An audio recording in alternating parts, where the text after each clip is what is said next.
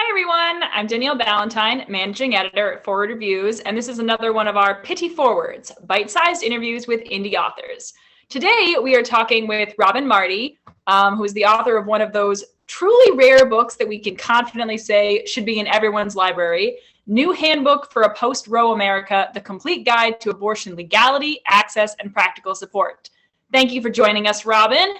Thank you so much for having me, Danielle. I'm very excited. Yeah, we are as well. So the version of your book that we're discussing today is actually a second edition, the first being published in 2019. The relevance is obvious today, but what was the writing on the wall for you back in 2018 or so that inspired you to take your pen to this topic? Sure. So my background is as a reproductive rights reporter, and I had been studying state-based legislation that was meant to overturn Roe v. Wade ever since 2010. When I moved into freelance work, it was the summer of 2018, and Anthony Kennedy announced that he was going to be retiring from the Supreme Court. And immediately, everyone, especially on social media, responded by saying, "Oh no, that's the end of Roe v. Wade. I need to stockpile emergency contraception, and I need to donate all my money to Planned Parenthood." And while both of those are good things to do, those aren't really necessarily the most important things to do. If you donate to Planned Parenthood, you can't guarantee that that money is going directly to clinics that are going to be in hostile states that may close.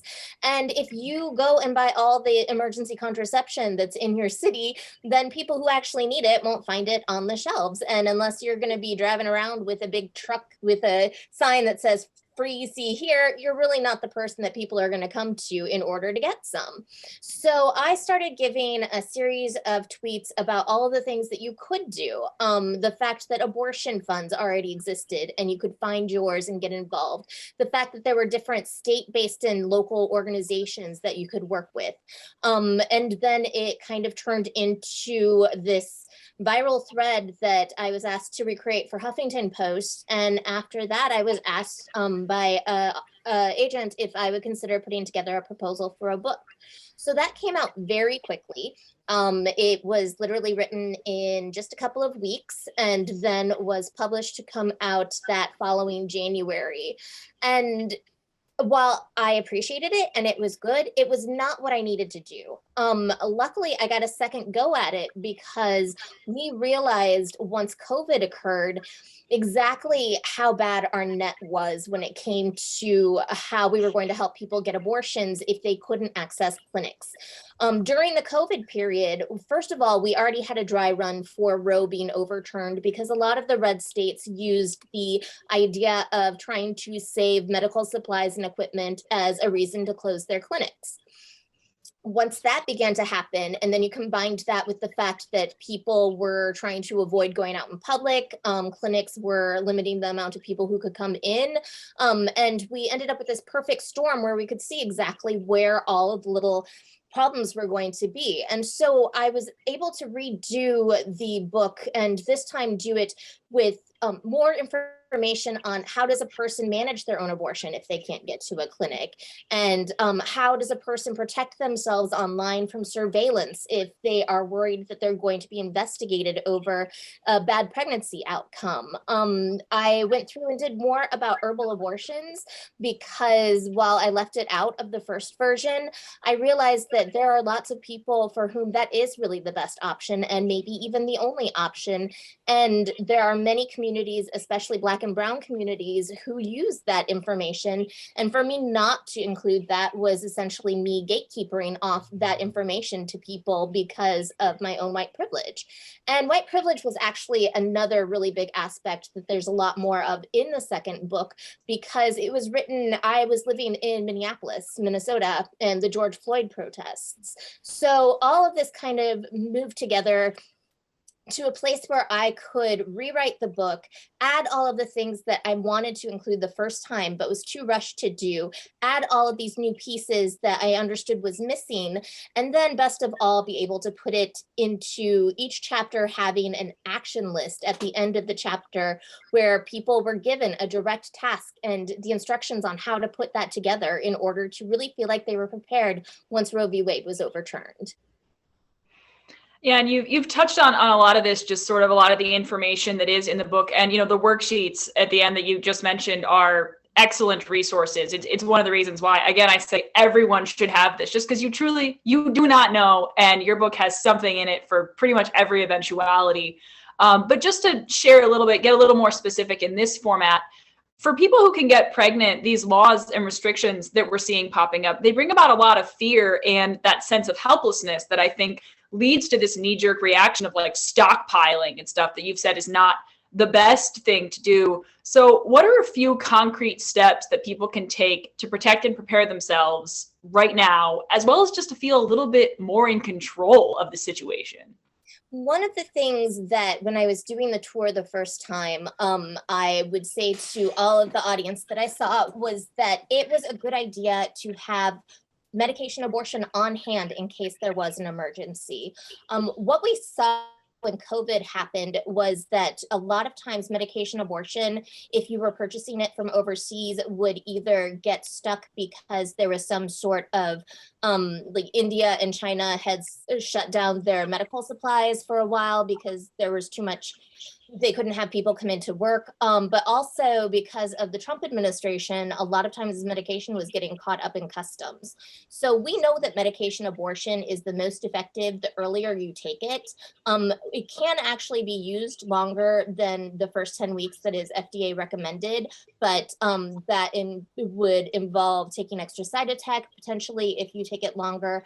But the point is that if a person wants to be certain that they can protect themselves, obtaining medication abortion ahead of time in order to have that on hand so that if there is an early pregnancy, or if somebody that you know and very much trust has an early pregnancy and comes to you, you would be able to provide that immediately when it's most effective, and then again do the stockpile and go and obtain another dose in order to have it on hand. That was advice that I gave in 2019. This is now a completely different world. I have spent over a decade planning for the end of Roe v. Wade, and when I planned for it, I assumed that there were going to be specific rules. I did not foresee a land where any person could file a lawsuit against someone and say that they helped someone get an abortion. This was never fathomable to me. I did not expect to be sitting here now in Alabama, a state where we have been told that if we provide people with information on how to get an abortion, even out of state and even legally, that could be seen as a conspiracy because abortion is illegal inside Alabama. So there's a lot more liability that goes into the idea of telling someone, okay, just have some medication on hand. For one thing, obviously, unless a person is going to a website like aidaccess.org, they can't guarantee that they are even able to get medication into their state, because a lot of the new places that have popped up that are offering medication abortion will not send it into a state like Alabama, Mississippi, any state where abortion is illegal, or even if it is legal, a lot of states have bans on being able to have medication abortion sent into their state anyway. So there's all of those liabilities that are happening that people have to be ready to navigate. But also, one of the things that people need to be aware of is if you live in a state where abortion is banned, that means that any sort of pregnancy outcome that is not a live full-term birth is something that could be investigated and would be investigated regardless of whether the state has been saying, oh, we would never investigate the person who's having the abortion. That's very important because we need people to understand that if a person gets medication abortion and has that on hand, but then later decides, or even with that pregnancy decides that they don't want to use it, and then they have medication abortion in their home and have a miscarriage, that could potentially open them up for some sort of liability, even though they never actually did anything. So these are all the little nuances that we have to think about now, and we should not have to think about, because abortion as a human right and as the ability to control whether or not you are going to risk your life, and to be clear, every pregnancy is always going to put the pregnant person's life at risk. If you are going to do that, you should get to decide when and how often and what the circumstances are. And so as that, I believe that we will get back to a place where every person gets to decide that for themselves.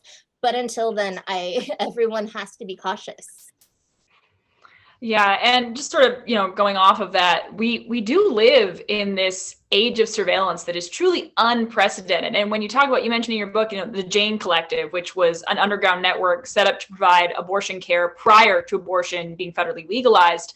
But a lot of how that worked and how like the handbook, so to speak, that we have for this doesn't function in the same way anymore because of this surveillance. And people in the hours following the Supreme Court decision there, they're talking, delete your period tracking apps, delete this airplane mode. Like, I don't know if anyone really knows what to do and how much the surveillance does impact us and how we can avoid it. So what would you say is the single or maybe a handful of important things that people should keep in mind to maintain their personal security and privacy when trying to access abortion care or resources? Right. The most important thing that any person can do in order to be prepared for a post-Roe America, whether they are looking for their own abortion care or someone else, or just in general, quite frankly, because of the world we're in right now, everybody should download Signal. Signal is an encrypted app. I do not believe that any person should ever be texting over anything besides an encrypted app. And also they should always have their messages on deleted message. I have all of my messages automatically deleting. I don't believe that we need a permanent record of anything anywhere ever. I also highly recommend that if you are a person with an iPhone, I'm not sure if Androids do this as well. Even though it's inconvenient, take off the facial recognition. If there is going to be a point in which somebody might grab your phone and all they have to do is hold it up in front of your face to unlock it, you are in a bad situation. Always keep your phone under code. It is just general good knowledge, good practice. But the reality is we can talk about period trackers, we can talk about location, we can talk about all of those things. But in the past, and even under this type of surveillance, most people who have been charged with bad pregnancy outcomes, they are alerted and the investigation has begun either because they have told somebody who is a friend or they think is a friend who has then shared that information with someone, or they have gone into a hospital and admitted that they had tried to manage their own miscarriage and the hospital has turned them in. So really, even though there is all of this surveillance that we should be watching for, the most important thing to do is make sure you only tell people that you trust about what it is that you are going to do.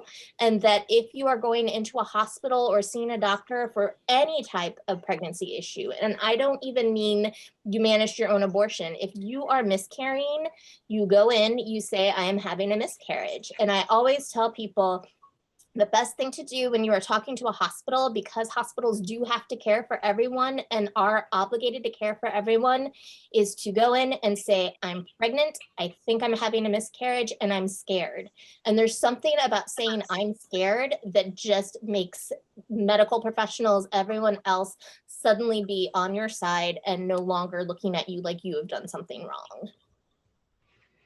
Yeah, that's great advice. And a lot of, it's funny just saying I'm scared, how that would have such an impact. But it makes sense now that I hear you say it. So you mentioned earlier just, people, and it's a good impulse, but it's maybe not entirely correct to just throw all your money at Planned Parenthood or these like really visible resources or organizations.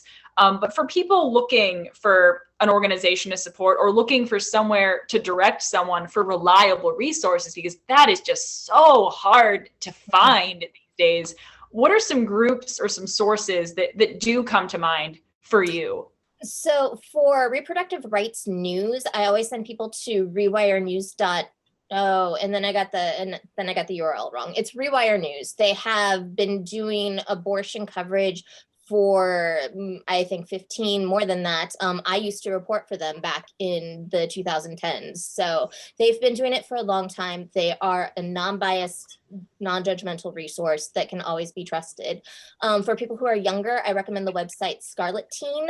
Scarlet Teen is an amazing site run by a person named Heather Corona, and has been going on for decades and provides both a place for teens to gather, but also to get non-judgmental information, be it on sex, be it on their bodies, be it on genderqueer issues, sexuality. And those are so important right now, especially as we're seeing schools be forced to crack down on any sort of information that people would need in order to explore and feel accepted. A lot of people don't know this, but in Alabama, until 2 years ago, it was actually part of the state's sexual education program that schools had to tell people that if they were gay, they were more likely to die early. That is something that they told children, and it took 5 legislative sessions to have that removed because legislators fought against it so much. So being able for teens to find safe, supportive places that they can speak is paramount.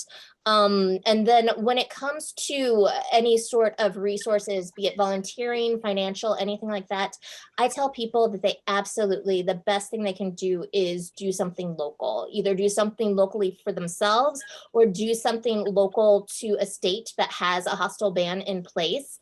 And that's especially important because when it comes to financial resources, we're watching as abortion funds in red states are being choked off because people are afraid to donate to them.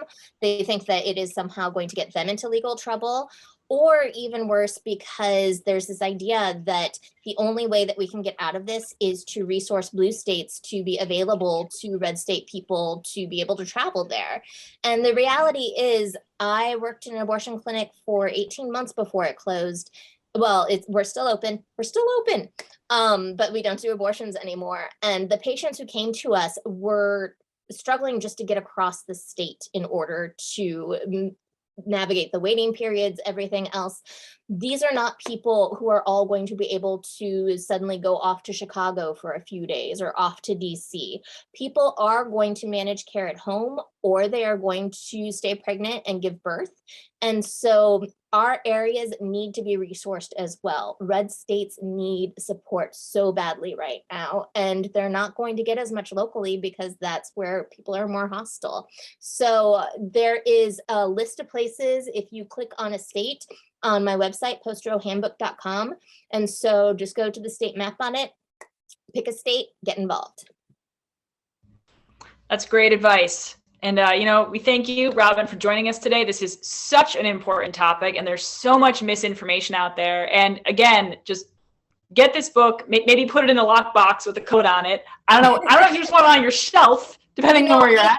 It's funny, but we are already seeing bills that are being introduced that say that information is going to be a felony. Providing information where to get an abortion is a felony. Making a website that shows how to do an abortion or where to get an abortion is going to be a felony. None of those have passed yet.